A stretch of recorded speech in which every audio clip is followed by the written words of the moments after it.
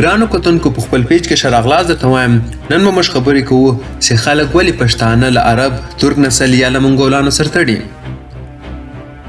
او سو ویډیو مخته شروع کوو تر ټولو اول موږ به په هغه ډي ان اې ریپورټ باندې خبرې وکړو کوم چې پښتنو ترمنځ یوه ډېره غلطفهمي رامنځته کړې ده دغه ریپورټ تر ټولو اول په 2012 کې هیبر نامي یو کس و هغه انویسټیګیټ کو هغه د 8600 پښتنو سیمپل دی واخیستل ډیټا یې کولیکټ کړه او ډي ان اې انویسټیګیشن یې وکاو او دغه ډي ان اې ټیسټ کې دغه ثابته کړو چې کوم ټایم چې عربو په 8مه صدۍ کې پښتنو باندې یرغلونه وکول او بیا دلته حکومتونه جوړ کړو هغه په پښتنو په ثقافت او کلتور باندې یو بیخي زیات غټ اثر پرېښو خو دوی په پښتنو جنیټیک باندې یو اثر نه ده پرېښی خاص طور پر وای کروموسوم چې کوم ده کوم چې له پلاره زوی ته ځي په هغه باندې خو هېڅ اثر نسته او دا بیا مخته لیکي او د عربو کوم جنیټیک کوډ چې ده هغه په افغانستان کې بالکل نسته او دی له دغه څه لیکي چې درې هغه افغانان کوم چې خپل ځان عرب بالو خپل نسل یې د عربو نسل بالو د دې هغو هم ډي ان اې ټیسټونه به کول خو ډي ان اې کې دا ثابته سو چې د هغو جنیټیک کوډ هم له عربو جي جلا ده او د هغو جنیټیک کوډ د نورو پښتنو جنیټیک کوډ رقم و او تقریبا د 9000 پښتنو دغه ډي ان اې ریپورټ کې دا ثابته کیږي چې د عرب یرغل په پښتنو ثقافت او کلتور باندې بیخي زیات بدلون پرېښو خو د هغو جنیټیک کم اثرات چې دي هغه په پښتنو کې بالکل نسته او دغه ډي ان اې ریپورټ تاسو خپل هم ویلی شئ او د کوم سټیټمنټ چې ده چې د عرب یرغل په پښتنو جنیټیک باندې یو اثر نسته دغه ټول ریپورټ تاسو خپل هم ویلی شئ او د هغه باوجود که څوک په دغه باندې یقین نه کوي بیا د هغه مثال داسې ده چې تور خر په سپین صابونه باندې چې هر څومره صفا کې هغه نه سپینېږي او داسې پښتو په تاریخ کې ډېرې لاسوهنې سوي دي او ډېر درواغ لیکل سوي او په پښتنو باندې تړل سوي دي او تر ټولو لوی درواغ د پښتنو ډي ان اې کم تحقیق چې ده دغه باره کې ویل سوی ده او د پښتنو دغه ډي ان اې تحقیق چې ده دغه باره کې ډېر غټ لاسوهن سوی ده او دا ویل کیږي چې تاسو د عربیانو نسل یاست بلکې حقیقت دا ده چې ډي ان اې چې دا ثابته سوی دی چې پښتون کم نسل چې ده هغه سره د عربیانو هېڅ تعلق نسته نو داسې بیا کم ټایم چې عرب رالو دوی دلته اسلام راوړ او له دغه سره یې پښتو په کلتور باندې ډېر لوی بدلون راوست خو دغه بالکل غلط ده چې دوی پښتانه له عرب نسل سره تړي او اوس به موږ په تاریخ په رڼا کې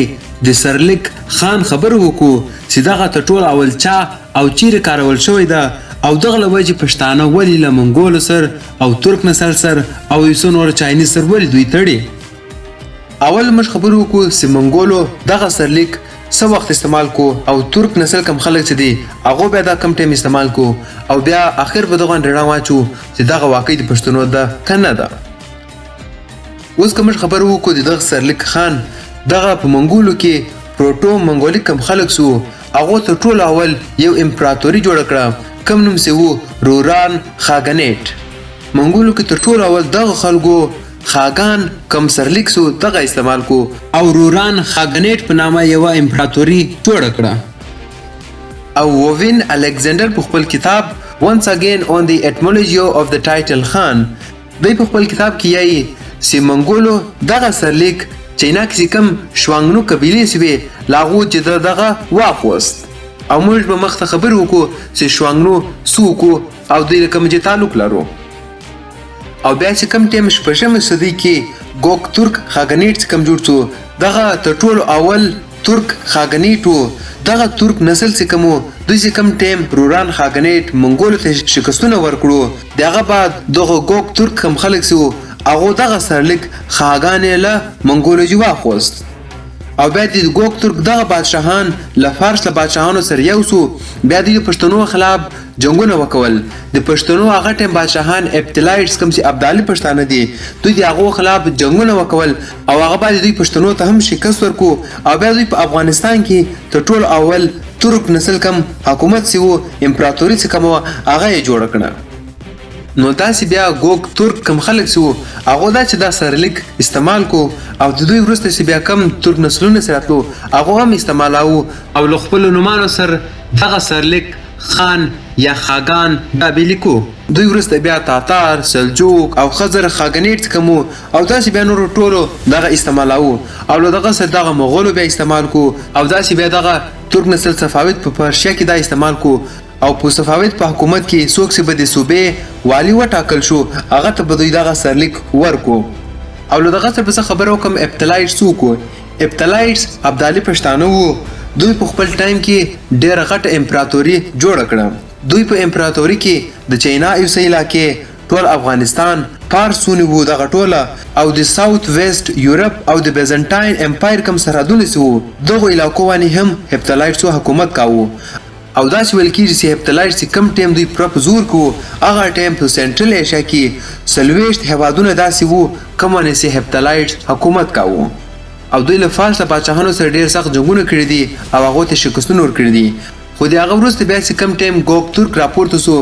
د هغه وروسته د فارس بادشاه خسرو اول ځکه مو هغه له ترک بادشاهانو سره یو سو او بیا د پښتنو هپتلایټس خلاف جنګونه وکول او په فارس کې هپتلایټس ته دوی شکستونه ورکړو او د هغه وروسته بیا ګوک ترک په افغانستان کې هم خپل امپراتوري جوړه کړه.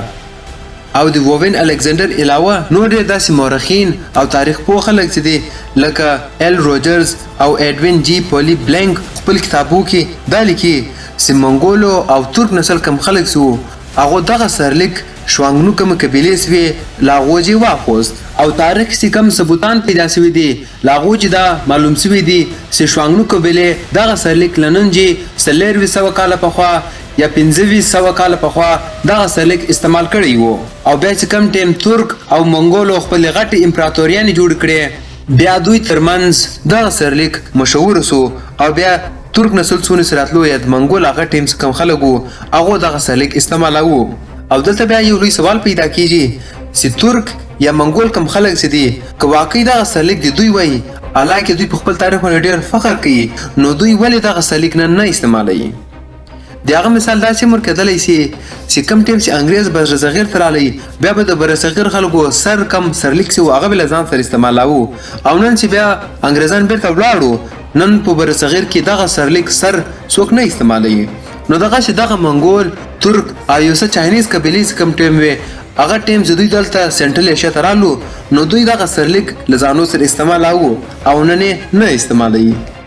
او موږ دغه سره خبرو کو د چنګیز خان د چنګیز خان اصل هم چې کوم هغه خو تموجن و او بیا چې کم ټیم د امپراتوري جوړه کړه هغه ټیم بیا ته د چنګیز خان هم ورکول شوی وو. د خپل ټیم بیخي زیات زورور او د بیخي ډیره غټه امپراتوري جوړه کړه او د لوجه بیا دغه خان سرلیک څخه کوم هغه په منګولو کې بیخي زیات مشهور سو او یو رقمي پروموشن وسو او د چنګیز خان بعد د کم نسلونه چې کوم هغه به دغه سرلیک هم استعمالوو. کم ټیم چې چنګیز خان خوارزم امپراتوري ته شکستونه ورکړو د هغه بعد د افغانستان په لار سو. دلته ټول اول خپل مسای متکن کم چې جګاتی خان زوی وو دا هغه راولجو افغانستان ته چې دوی دغه علاقه ونیسي او کم ټیم چې دل مسای دلته جنګ ته رالی پښتنو سره جنګونه وکړل پښتنو دی مړ کو او دا خبره چې چنګیز خان ته ورسېدله چنګیز خان ډېر ودرېدو او دی بدلې لپاره بیا په افغانستان په لاره له ډېر غټ فوج سره را روان سو او دغه لازمي ګڼم چې د هغه باوجود له پښتنو سره جنګ نه ده کړی چې دی پښتنو ته شکست ورکړي بلکې دا هلته په بامیان کې محاصره وکوله او شاوخوا د تګ او راتګ د خوراکو ټوله لارې یې بندې کړې او د دغه محاصره تر څو میاشتو پر وه او هغه بعد دوی په دغه باندې سر رضا سو چې د پښتنو ته ویل چې تاسو که موږ ته ځانونه سرنډر کړو موږ به تاسو نه مړه کوو خو داسې نه وسو. خو کوم ټیم چې پښتنو ځانونه سرنډر کړو هغه ټیم په بامیان کې څونه پښتانه وو ټوله یې مړه کړو او یو کس یوه ښځه یو ماشوم یې نه ده پرېښی. په بامیان کې دوی ټوله کسان مړه کړو او منګولز په خپل تاریخ کتاب د هیسټري اف منګولز کې دا لیکي دوی بامیان په سیټي اف سوروز یا د سیټي اف سکریمز یعنی د غم شهر یا د چغو شهر په نامه یاد کړی ده. دلته دوی بیخي ډېر زیات ظلم وکاو او ټول پښتانه یې مړه کړو او د منګولو ظلم یو بل مثال داسې او کوم چې په منګولان نن هم په خپل کتابو کې لیکي هغه یایي کوم ټیم چې دوی بامیان ونیو هغه ټیم دوی یوه ښځه ونیوله او هغه ښځه یې مړه کوله هغه شي ورته ویل چې دې یو موتی یا یو هیره تیر کړه او هغه ته پنس کړه او دې دا سوچ کاوه چې دغه به یو شرطیای او دوی به دغه وجه دا پریج دي زوندي خو ظالمانو داسې نه وکاوه او چنګیز خان په خپل دا حکم ورغو چې دې نصر کاټ کوي او دغه هیره شکو ګوري روي باسي او منګولز په خپل کتاب کې لیکي چې دوی د دغه شې نصر کاټ کو او دغه تلاشي اخستله چې واقعي دغه هیره په دې کېسته کنه او کم ټیم چې دوی نصر پری کو هغه ټیم دا لا پر نه ومړه او دې سوکا سام اخستله نو داسې کم ټیم چې چنګیز خان او نور منګولو دلته بامیان کې ټول پښتانه دوی ووژل بعد دغه علاقو پالنې لپاره دوی وسه خلک کارو بیا هغه په نتیجه کې دا وسو چې دوی د شاوخوا کم ازبکان چې وو لاغو له خلکو سره بدونه وکول او دوی په نتیجه کې دوه قومونه جوړ شو هغه کې ازاره او ایمک کم قوم چې دغه د هغه چنګیز خان او د منګول نسلونه دي خو دغه ظلمان چې بیا کم ټیم نور پښتانه خبر سو هغه بیا سره یو سو او هغه بیا له منګولو سره ډیر جنگونه وکول او هغه کې سوري پښتانه هغه ډیر غټ جنگونه وکول او د یوسو جنگو وروسته بیا منګول دغه جبس واخیستل او دغه جنگو سره برای الله الدین خیلجی او جلال الدین فیروز خیلجی کوله او داسې مش خبره وکوله چې دغه سرلیک خان څه کم ده دغه نه د ترک او نه د منګولو وو دوی بلکې له شوانګلو قبیلو چې اخستی وو او کم ټیم چې بیا ترک او منګول خپل طاقت کرالو هغه ټیم دغه سرلیک دوی ترمن مشهور سو او بیا به دوی دغه استعمالو اوس شوانګلو سو کو شوانګلو څه کم دي دغه پښتون قبیلې وي دغه قبیلې لنن ځخه 2000 کال په دوی چینا خاطلې وي او دوري حکومتونه جوړ کړو او یو رشین انثروپولوژیست هغه په خپل کتاب Materials on the History of Donhu Group Nomadic Tribes هغه د لکی صدا خلک له سنټرل ایشیا جرالو او دوی ته ټول اول د لفظ خاگان استعمال کو او په چاینیز په تاریخ کې دغه قبیله ته ټول اول ذکر په 1500 بیسی کې راغلی دا اولته د لیکل کېږي چې دغه له سنټرل ایشیا جرالو او دوی کوچني حکومتونه جوړ کو خو دوی په 300 بیسی کې دوی خپل بادشاه چانیو په سربراهي کې یو غټ طاقت اختیار کو او غټه امپراتوري جوړ کړه او دغه شوانګنو کم خلک سو دغه تاریخ ډیر ځکه دا ثبوتان سته چې دغه پښتانه وو او په یوسانو مش ډڼا واچو او بیا چې کم ډیم چې نه کې لوکل کم امپراتوري سو کشانبه او د هانزو چاینیز کم وو د دغه قبيله بادشاہان چې ډیر طاقت او زور کړالو هغه ټیم دوی له شوانګنو سره جنگونه وکول دوی بادشاہان مړکو او دوی په دغه مجبور کړو چې دوی چینا پریږدي او له دغه چې دوی پسو اخیستل او هغه کې تر ټولو اول یوزي کوم قبيله سوي هغه له چینا جراله بیرته افغانستان ته او دغه وروسته بیا شوانګنو قبيله سوي هغه هم له چینا جوړاړي اوس یوزي او شوانګنو داس معلومي چې دا خو چاینیز نومان دي دغه له پښتنو سره سکار اصل کې دغه پښتانو وو خو دغه ټکی چې کوم دي دغه ذکر چاینیز په تاریخ کې راځي او چاینیز کوم دي هغه د پښتنو کوم لفظونه سي دي دغه سم ترجمه نه ده کړې او بیا یوزي په نامه مشهور کړی دي اوس یوزي کوم لفظ ده دغه د رشین انثروپولوژیست خپل کتاب انتروګرافي اف افغانستان کې دی لیکي چې دغه یوزي څه کوم ده دغه د پښتنو لفظ یو ځای جی راوتلی ده هغه لکه چې کوم ټیم شانبه او هانزو چاینیز په پښتنو باندې حمله کولې دغه قبيله چې کوم وي دغه ټول سره یو سوي او په اتفاق سوي کوم لوي چې بیا دوی ته نوم ورکو یوزي او هغه په پښتو کې یو ځای ده نو بیا دغه پښتون قبيله چې کوم دورې په چینا کې آباد وي هغه ټول سره متحده او سره یو سوي دوی ته بیا نوم ورکو یو ځای کوم چې چاینیز یوزي په نامه باندې یاد کړی ده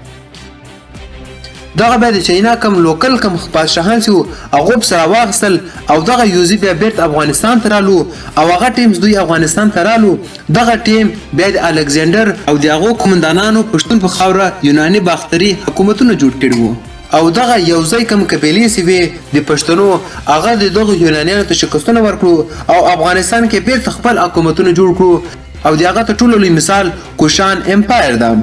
او بیا د کوشان ورسته دغه کوم نسلونه سی وو هغه دلته امپراتوري جوړ کړي که هپتلایټس او د هپتلایټس ورسته بیا نازک شاه او دغه اخر بادشاه ترخان نازک وو اوس دلته یو بل سوال پیدا کیږي سیخان سرلیک له دغه سره څنګه تعلق لري کم ټیم چې چاینیز یو ځای قبیلې رپس واخیستلې هغه بیرته افغانستان ته رالې د هغه یو څو وخت بعد شوانګنو کمې قبیلې چې وې هغه هم دوی پس واخیستلې او شوانګنې کمې قبیلې چې وې هغه افغانستان ته بیرته نه دي راغلي هغه تر ټول اول لوړې الټای کوم غرونه دي دوري آباد سو د هغه وروسته بیا دوی اورال کوم غرونه دي اله ته ولاړو او د هغه وروسته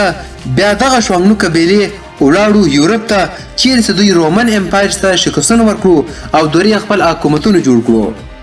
او حالت بیا دوی حکومتونه جوړ کړو او هغه تر نن پر موجوده ده او هغه په یورپ کې هنګری په نامه یادېږي او د موجوده کم هنګری چې ده دغه مګیار هم ویل کېږي دغه مګیار او د هنګری کم خلک چې دي دغه هغه شوانګنو کم قبیلې چې دي له هغو سره تعلق لري او دغه مګیار له اووه قبیلو جوړ دي او کم ټیم چې بیا دوی یورپ ته رالو دوی له یو بل سره د وینې قسم وکاوه چې دوی به د یو بل ملګرتیا کوي او له یو بل سره به اتفاق ونیي او دغه اووه قبیلې کې چې یوه قبیله کمه ده هغه ترخان په نامه ونیده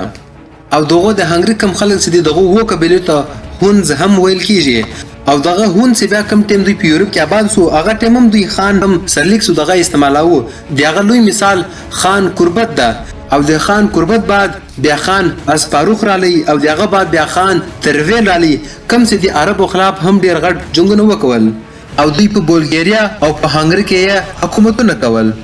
او دغه ترخان دغه ته ټول اول خان کم لفظ ده دغه استعمال کړیو او د هنګری دغه کم خلک چې دی هغه ترخان تر اوسه پر لا استعمالوي او موجوده په هنګرین کم زبز ده هغه کې دوی خاص کومه ده هغه دوی په یاون یادوي او دغه ترخان لفظ ده دوی تریان یادوي او موجوده هنګری کې ترخان په نامه یو کلی ده یو شهر ده او دغه ترخان قبیله خلک تر اوسه پر دغه سرلیک ترخان لخپل نامه سر لیکي څنګه چې پښتانه لخپل نامه ترخان لیکي دوی اوس هم ترخان کم چې تریان کې بدل شوی ده هغه اوس هم لیکي او څنګه چې شوانګنو کوم قبیلې سوي دغه ولاړ یورپ ته خو یو ځای قبیلې ځکه مې هغه افغانستان ته رالو او دغه چې دغه سرلیک ترخان څخه ده دا خو هنګرین اوس هم استعمالوي او بیا چې نور کوم قبیلې یو ځای هغه چې افغانستان ته رالو هغه هم دغه ترخان سرلیک څخه هغه استعمالاوه او کم ټیم چې افغانستان کې نازک شاهي جوړ شو دی هغه اخري بادشاه نازک ترخان هغه هم دغه سرلیک نازک ترخان په نامه استعمالاوه او کم ټیم چې بیا عرب رالو عربو به دغه نازک شاهي څخه او نازک ترخان سي دغه مړ کو دی هغه ټیم امیاد کم بادشاه سي وو کوتیا ابن مسلم هغه له جاسوس ملاوسو او بیا د نازک ترخان کله ته یو پټ لار ونی ورنن ووت او الته نازک ترخان د دغه ملګری او د کور والا دغه ټوله ووجل او مړ کړو او تاسو د نایل گرین کتاب افغانستان بیفور اسلام ویلی سي چې عربو یرغل ورسته دوی په افغانستان کې ظلم وکاو په هغه وان به تاسو حیران سئ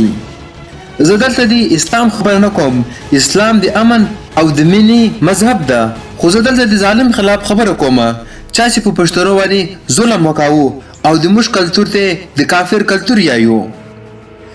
قرآن کې سورۃ الکافرین آخري آیت کې راځي لکم دینکم ولی دین دغه مطلب چې ستاد پاره ستا مذهب او زما د پاره زما مذهب یعنی که یو سړی مسلمان نه وو هغه سړی ته د اسلام دعوت ورکا کاغه سړی مسلمان کیدونه نور بیا ته هغه ظلم جبر او تور په زوبلن تاغه نه مسلمان کولای قرآن کې خدای واضح کړو چې هغه ته توای تا د پاره تا مذهب او ما د پاره ما مذهب آخرت کې به خدای او هغه سړی سر پیږي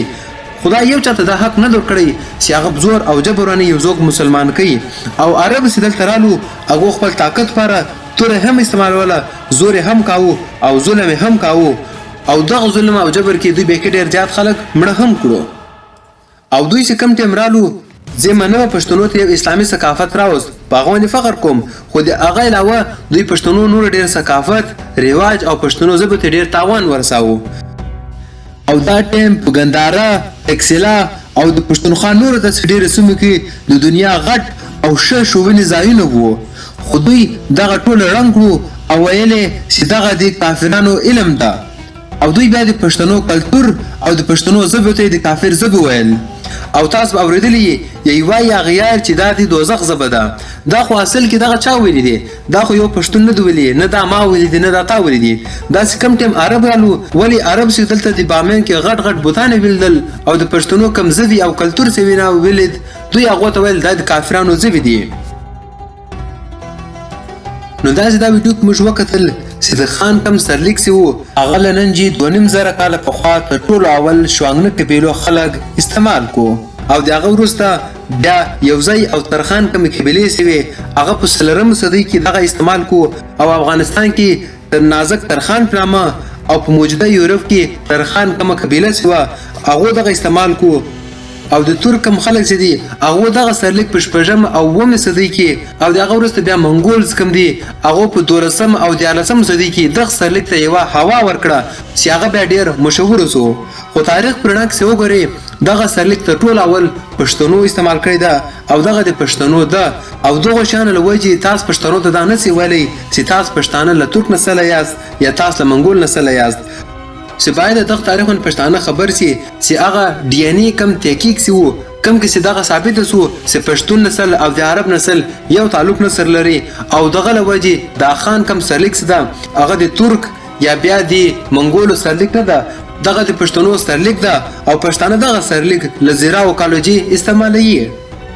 نو د تاریخ دا معلومیږي چې پښتنو ترخان خان او د خاقان کم سرلیک ده چې پښتنو دغه سرلیک تر ترک او د منګول کم نسلونه چې تر هغه اول استعمالوه او نه هم استعمالوي او تاریخ کې د دغه ډیر زیات کټر ثبوتان هم شته نو دا چې دا ویډیو کوم ژوند په واچوله هغه ډي ان اي ریپورت کوم چې پښتنو ترمنځ یو غلط فهمي را مخته کړې و او دغه سر هغه سرلیک کوم چې د پښتنو ده او هغه له ترک او له منګولانو سره کم تړل کیږي خو تاریخ گواه ده چې دغه سرلیک تر ټولو اول 2.5 کال خوا پښتنو استعمال کړی وو او پښتانه نن هم استعمالوي نو دا ویډیو که تاسو خوښ شوی دا ویډیو لایک کړئ شیر کړئ خپل رائے کمنټ کې راکولای شئ او دا ویډیو له هر پښتانه سره شیر کړئ چې هغه په خپل تاریخ باندې خبر شي او دغه ډي ان اي کم ریپورت ده یو غلط فهمي رامنځته کړې ده په هغه باندې هم خبر شو او په بل ویډیو کې به ملاوي شو تر هغه پر خدای پامان ځان خیال ساتئ ښه چاره